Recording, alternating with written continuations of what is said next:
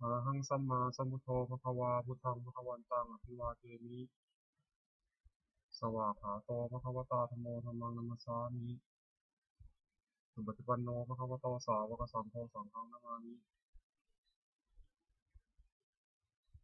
ข้าพเจ้าในนัตพงศ์วิรมเมืองรหัส341ขอถึงพระพุทธธรรมพระสงฆ์เป็นสรณะที่พึ่งบัดนี้ข้าพเจ้าจะนั่งสมาธิภาวนาเป็นครั้งที่77ตรงกับวันที่16กรกฎาคมพศ2569เพื่อเป็นการปฏิบัติบูชาคุณพระพุทธเจ้าและเป็นอาจารยบูชาคุณครูบาอาจารย์อันมีองค์ขอโทษและพระคุณที่รักที่สุด